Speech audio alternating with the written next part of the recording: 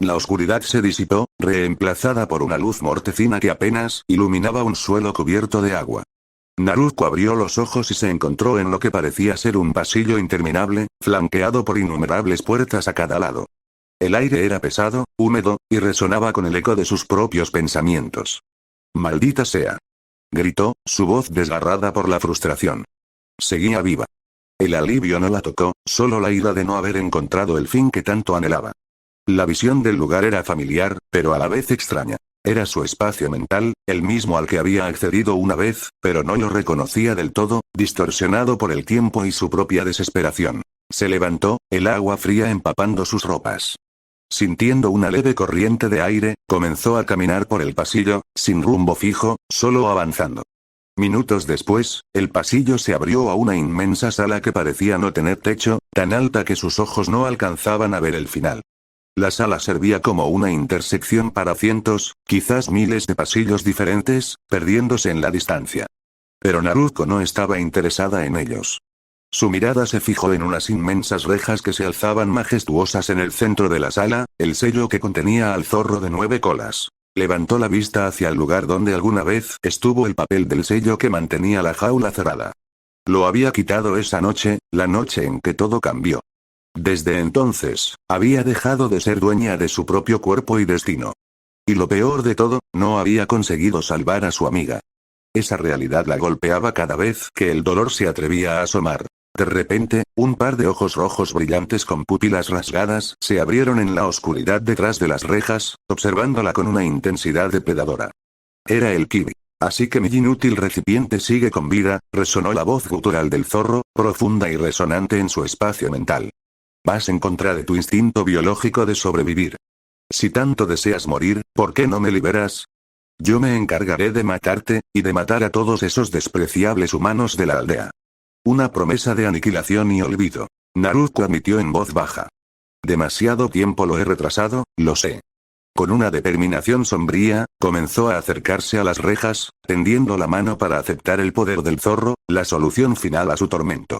El chakra rojo, denso y poderoso, floreció en ella, comenzando a rodearla, como siempre lo hacía. Con el chakra, llegaron también las emociones crudas del Kibi. El odio, la ira, la sed de destrucción. Todas las emociones del zorro fluyeron en ella, una marea abrumadora. La única razón por la que Naruto siempre había sido capaz de usar ese poder sin volverse loca, sin sucumbir a su influencia corruptora, era la falta de emociones propias que pudieran ser influenciadas. Era un recipiente vacío que contenía un odio inmenso sin ser afectado. Pero esta vez, fue diferente. Algo había cambiado. Algo, muy profundo en su corazón, se removió.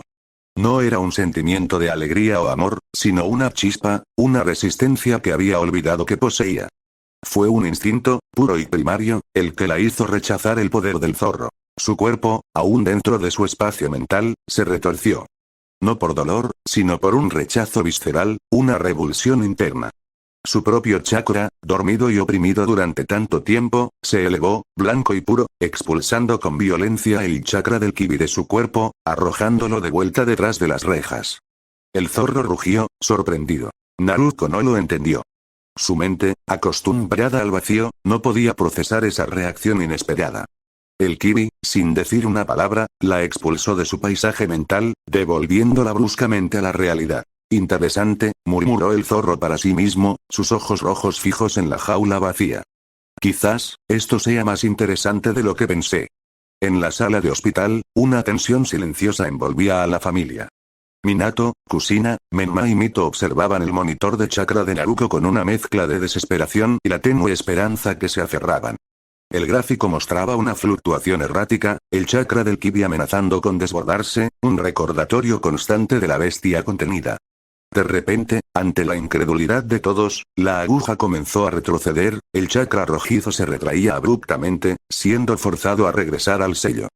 Todos se dieron cuenta de que no era una retirada voluntaria del zorro, sino que estaba siendo obligado, repelido por una fuerza invisible dentro de Naruto. Apenas unos segundos después de que el gráfico se estabilizara, Naruto abrió los ojos. No había alegría, ni alivio. Sus ojos lila, vacíos, se fijaron en el techo blanco. Su voz, un murmullo apenas audible, cortó el silencio como un cuchillo. ¿Por qué no me dejan morir? La pregunta, cargada de una desesperación abrumadora, golpeó a la familia. Minato se quedó inmóvil, paralizado por la cruda honestidad de la súplica de su hija. Menma y Mito se miraron, sus pequeños rostros reflejando confusión y una tristeza naciente. Pero Kushina, por primera vez en semanas, reaccionó. Bajó la cabeza, su largo cabello rojo cayendo sobre sus hombros, ocultando sus ojos. Un temblor recorrió su cuerpo. No era tristeza. Era rabia. Una furia lenta y ardiente que había estado gestándose con cada burla, cada provocación, cada muestra de indiferencia de su hija. Levantó la vista, sus ojos se habían oscurecido, el violeta intenso casi negro por la emoción. Con pasos decididos, se acercó a la cama. Sin una palabra, Kushina extendió la mano, agarró la ropa de Naruko por el cuello y la levantó sin esfuerzo, obligándola a mirarla directamente a los ojos. La fuerza en sus manos era la de una madre desesperada, harta de la ingratitud, agotada por el dolor. ¿Por qué no te dejamos morir? Espetó Kushina, su voz temblaba no por debilidad, sino por la contención de una furia acumulada. ¿Es eso lo que te preocupa? Morir. Naruko, sorprendida por la explosión, la desafió con su mirada, una chispa de su antiguo yo emergiendo del pozo de su apatía. Sí. ¿Acaso importa?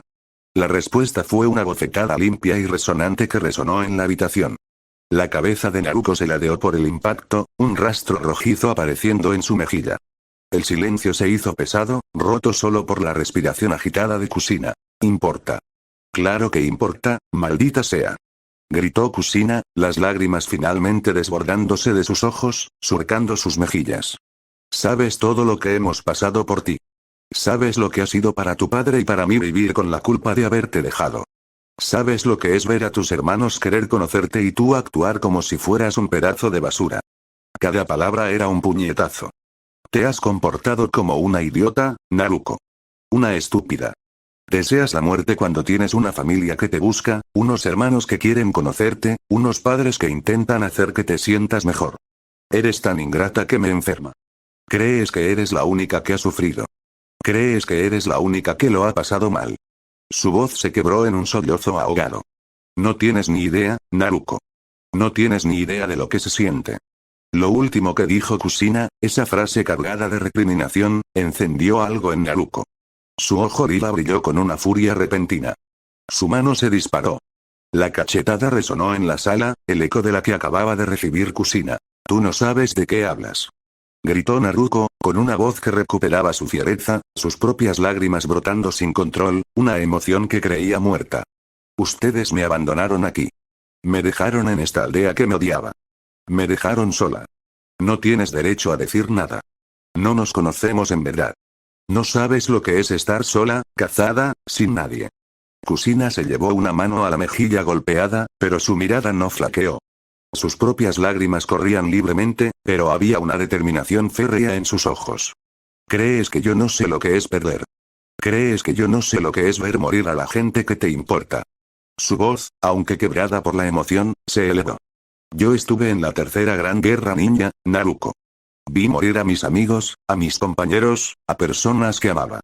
Los vi caer en el campo de batalla, dando sus vidas por esta aldea, por el futuro. La intensidad de la voz de Kushina, la verdad cruda en sus palabras, hizo que Naruko se callara, sus ojos bien abiertos, escuchando por primera vez de verdad a su madre. Kushina se acercó, su voz bajando a un susurro lleno de dolor y convicción.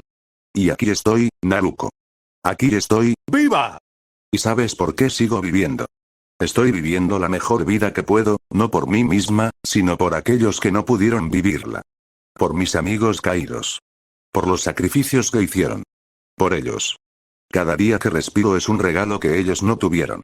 ¿Y tú, Naruko, te atreves a desear morir cuando tienes la oportunidad de vivir, de honrar la vida, de ser la persona que Ikari hubiera querido que fueras? Las últimas palabras de Kushina, el nombre de Ikari, fueron el golpe final. La fortaleza artificial de Naruko se hizo añicos. La compuerta se abrió. Las lágrimas, antes esporádicas, se convirtieron en un torrente incontrolable. El dolor acumulado de 4 años, las pesadillas, la soledad, el anhelo de una amiga perdida, todo estalló. Su cuerpo tembló incontrolablemente mientras se desplomaba en la cama, cubriendo su rostro con las manos. En ese momento, Kushina la envolvió en un abrazo apretado, sus propias lágrimas empapando el cabello rojo de su hija. No había reproche, solo el inmenso amor de una madre que finalmente había logrado romper la coraza de dolor de su hija.